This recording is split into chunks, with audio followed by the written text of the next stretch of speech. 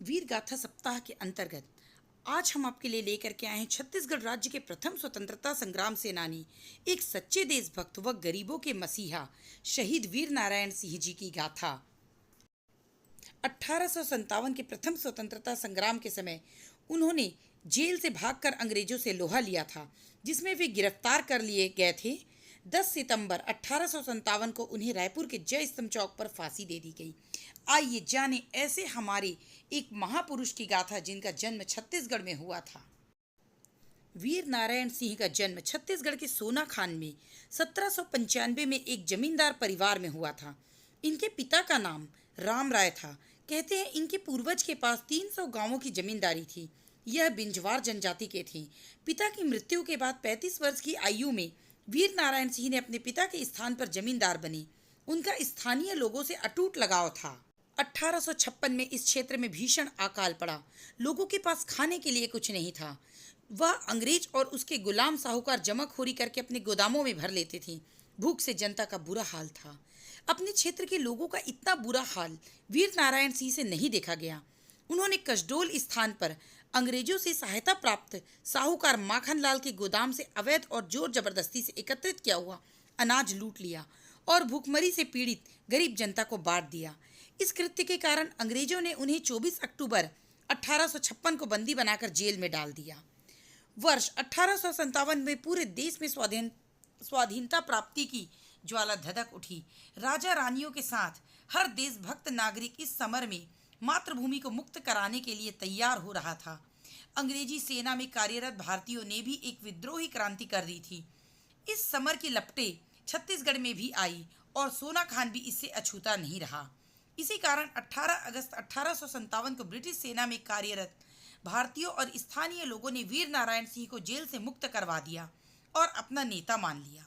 जन समर्थन पाने के बाद उन्होंने 500 लोगों को एक बंदूकधारी सेना बनाई, जो अंग्रेजों के दांत खट्टे कर सके और उनके विरुद्ध एक संग्राम कर सके। वे स्वयं एक घोड़े पर सवार होते थे जिनका नाम कबरा था। वीर नारायण सिंह ने कुरुपाठ की दुर्गम पहाड़ियों को अपना केंद्र बनाया।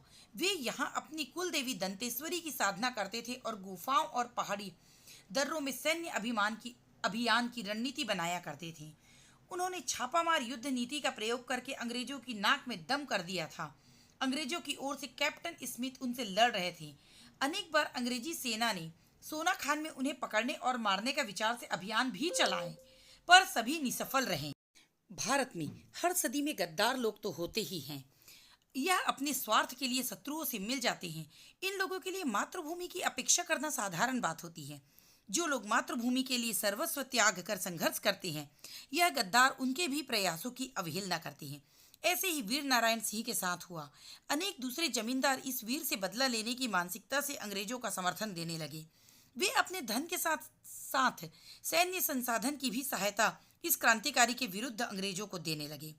जब अंग्रेजों के प्रयास का कुछ भी परिणाम नहीं निकला तो उन्होंने वीर नारायण सिंह की दुखती रग पर आघात कर दिया, और वह थी उनकी प्रिय जनता।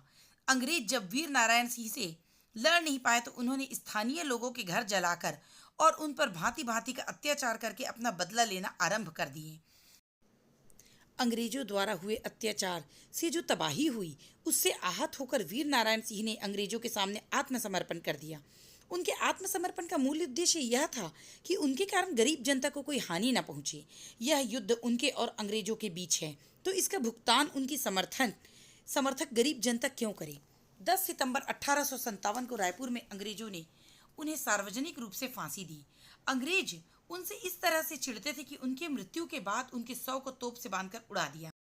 इस स्थान को वर्तमान में जय स्तंभ चौक के नाम से जाना जाता है। सार्वजनिक रूप से हुए इस कुकृत्य से आम लोगों में ब्रिटिश सेना भारतीयों में एक प्रतिशोध की भावना भड़क उठी और एक नई क्रांति का आरंभ हुआ, जिसे पूरा छत्तीसगढ़ 1857 के स्वतंत्र समर में उतर गया।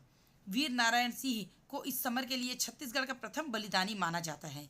इस वीर को सम्मान देने वर्ष 1987 में इनकी 130वीं बरसी पर भारत सरकार ने 60 पैसे का डाक टिकट भी जारी किया।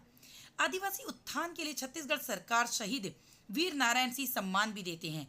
रायपुर में भारत के दूसरे बड़े स्टेडियम शहीद वीर नारायण सिंह स्टेडियम का निर्माण 2008 में करवाकर इन्हें और सम्मान दिया गया। आज भी इस वीर की गौरव गाथा छत्तीसगढ़ के जनमानस के बीच सुनाई देती है।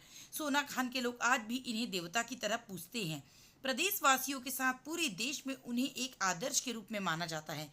गरीबों के अधिकारों के लिए लड़ने वाले इस जमींदार को, इस वीर देशभक्त को, भारत माता के सच्चे पुत्र को शत शत नमन। एक बार पुनः हम इस गाथा को शत शत नमन करते हैं और इसके साथ ही आप हमारे साथ जुड़े रहिए। आगे आने वाले दिनों में हम अपने छत्तीसगढ़ के अन्य स्वतंत्रता संग्राम सेनानियों के विषय में उनकी गाथा लेकर आपके समक्ष आएंगे। धन्यवाद।